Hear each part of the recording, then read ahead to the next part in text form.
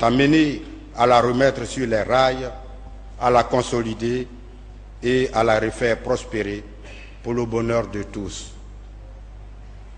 Il s'agit du respect de la loi, du rétablissement de la cohésion sociale, le développement par tous pour tous, la caution et le devoir du président de la République. Le respect de la loi.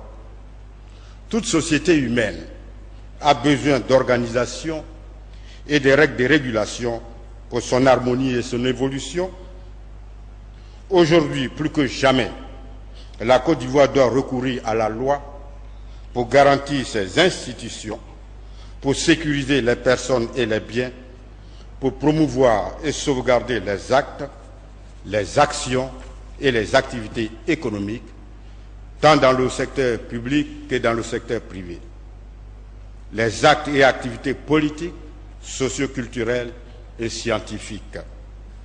La Constitution, fondement juridique de l'État, est l'ensemble des règles écrites ou coutumières qui déterminent, d'une part, la forme de l'État, la dévolution et l'exercice du pouvoir, et d'autre part, les institutions qui incarnent ce pouvoir.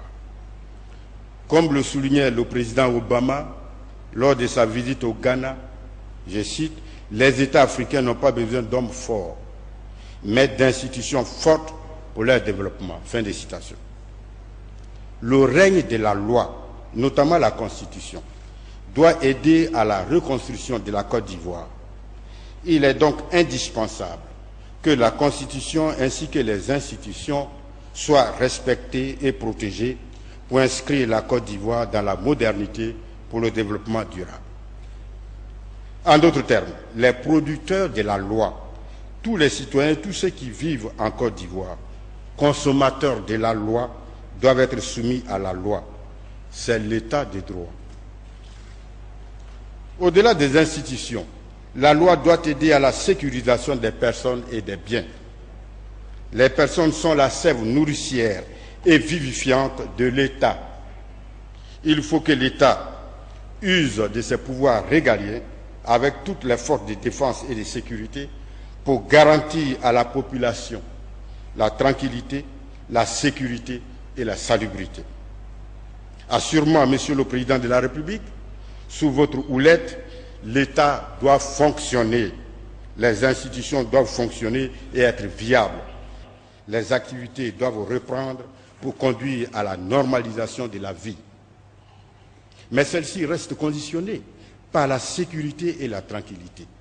Liberté d'aller et venir, liberté dans les déplacements, liberté dans le travail, liberté de jour comme de nuit, liberté dans le sommeil et liberté dans les rêves. Cette liberté multidimensionnelle, fondée sur la loi, entraînera indubitablement la confiance. La confiance dans la loi, la confiance dans les institutions, publiques comme privées, la confiance dans les personnes pour le rétablissement de la cohésion sociale. Le rétablissement de la cohésion sociale. La Côte d'Ivoire est déchirée. Nous sommes allés tous trop loin. Mais disait un ami du RDR, Monsieur le Président, il précisait, nous n'avons pas voulu entendre tous raison, Satan nous a possédés tous.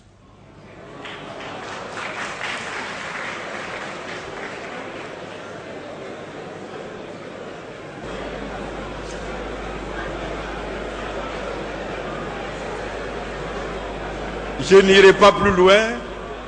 Mon ami, à l'opposé de ma personne, est musulman et moi je suis chrétien. À présent, après tout cela, à présent, nous devons tous affirmer, contrairement à la déraison dans la désunion, notre engagement avec clairvoyance et lucidité dans l'union pour le rétablissement de la cohésion sociale. La confiance dans les uns et dans les autres. Nous devons tous, ensemble, recoller les morceaux du tissu social. Lors de votre adresse au début du mois d'avril 2011, vous avez indiqué Monsieur le Président, que vous mettrez en place bientôt une commission vérité et réconciliation. Les dirigeants des instances du Front populaire ivoirien, FPI, dans leurs déclarations successives, j'ai noté Afin Guessan qui disait « Déposer les armes, la paix doit être notre objectif principal et prioritaire aujourd'hui. » Le vice-président du FPI, M. Mamadou Koulibaly, disait « Allons à l'apaisement pour que chacun se sente bien dans sa peau, pour construire ensemble le pays. » Ces déclarations successives sont allées dans le sens de l'apaisement et au rétablissement et au rassemblement des Ivoiriens. Le CNRD s'apprête à faire une déclaration dans la même direction du pardon et de la réconciliation. La loi doit fertiliser cette réconciliation nationale. La justice juridictionnelle est indéniable, mais la justice de l'équité fondée sur le pardon est indispensable. Monsieur le Président de la République, vous saurez trouver les mots justes de compassion et de pardon au peuple ivoirien de Côte d'Ivoire pour les fautes commises par tous. Relevez tous ceux qui sont à terre. Créez en eux une confiance qui soit réciproque pour une alliance nouvelle aux fins d'une cohésion sociale retrouvée pour le développement durable de notre pays. Le développement par tous pour tous. Monsieur le Président, aucune composante sociale à elle seule, aucune région à elle seule, aucun parti politique seul ne pourra rebâtir la Côte d'Ivoire. Nous vous encourageons à fédérer toutes les énergies, toutes les compétences, toutes les expertises pour la cohésion sociale, la réconciliation nationale et le développement durable. La fracture sociale n'a pas eu que des conséquences en Côte d'Ivoire. Celles-ci se sont prolongées et propagées dans la sous-région. Au cours de votre mandat, Monsieur le Président de la République, œuvrez à la consolidation de la paix en Côte d'Ivoire pour un équilibre national, social, sous-régional et continental.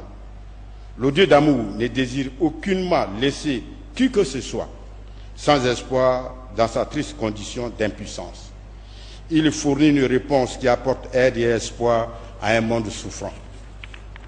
Ivoiriens, Ivoiriennes, habitants de Côte d'Ivoire, ensemble, relevons les défis de la réconciliation nationale, de la cohésion sociale et du développement durable vers de nouveaux horizons pour de nouvelles perspectives. Tout cela n'est possible qu'avec la caution et la détermination de Monsieur le Président de la République. La caution du Président de la République vers de nouveaux horizons pour de nouvelles perspectives. Monsieur le Président, le respect de la loi, le rétablissement de la cohésion sociale, la reconstruction et le développement durable, le pardon et la réconciliation sont les vecteurs de rétablissement de la paix et de la reconstruction de la Côte d'Ivoire. C'est avec détermination et la volonté de rassemblement de tous les fils et filles de la patrie ivoirienne que vous réussirez votre mission. C'est en ouvrant davantage les horizons et en traçant de nouveaux sillons que vous accomplirez votre mission. Monsieur le Président de la République, rassemblez les Ivoiriens. Mettez vos compatriotes au travail pour la promotion économique et sociale. Dans la mesure de vos possibilités, Monsieur le Président, donnez des signaux forts au plan politique, administratif, économique et social pour l'apaisement et la décrispation. Les Ivoiriens ont besoin de vous. Vous aussi, vous avez besoin de tous les Ivoiriens pour reconstruire et développer la Côte d'Ivoire. Comme vous le disait le doyen Aouan Guetta, membre du Conseil constitutionnel, lors de notre première rencontre, vous devez être, Monsieur le Président, je le cite, le soleil levant et resplendissant au-dessus de la colline qui éclaire le navire ivoire. Félicitations. Des gestes d'accalmie, d'apaisement et d'espoir sont attendus de vous. Comme les autres institutions qui l'ont déjà témoigné, le Conseil constitutionnel, juge de la constitutionnalité des lois et organe régulateur du fonctionnement des pouvoirs publics, entend jouer sa partition dans la normalisation de la vie publique et privée, dans le rétablissement de la paix et de la sécurité nationale pour tous. Avant de clore mon propos, Monsieur le Président de la République, je voudrais d'abord et sincèrement vous remercier pour les initiatives heureuses prises par vous pour la tenue de cette cérémonie solennelle des prestations de serment de ce jour. Ensuite, je voudrais exprimer, au nom du Conseil constitutionnel de Côte d'Ivoire, toute ma gratitude à son Excellence, Monsieur le professeur John Atta Mills, président de la République du Ghana, pour les efforts inlassables qu'il a déployés et qu'il continue de faire pour le retour définitif de la paix en Côte d'Ivoire. Sans omettre tous ses pairs qui épaulent les efforts dans la résolution définitive de la crise. J'y associe ses plus proches collaborateurs, le gouvernement et le peuple ghanéen. En outre, je voudrais aussi remercier le président Henri Konan Bédié pour son implication dans le retour total de la paix en Côte d'Ivoire. Enfin, je n'oublie pas de dire merci à tous les amis du RDR, du PDCI-RDA, du FPI et des autres formations politiques, à toutes les associations diverses et à tous ceux qui nous ont donné des conseils, nous ont fait des suggestions pour la rencontre d'aujourd'hui. Sur ce, Monsieur le Président de la République, je vous souhaite bon vent dans vos nouvelles fonctions pour que vive une Côte d'Ivoire paisible et prospère. Que Dieu nous bénisse. Je vous remercie. Le président du Conseil constitutionnel, dans son allocution, a commencé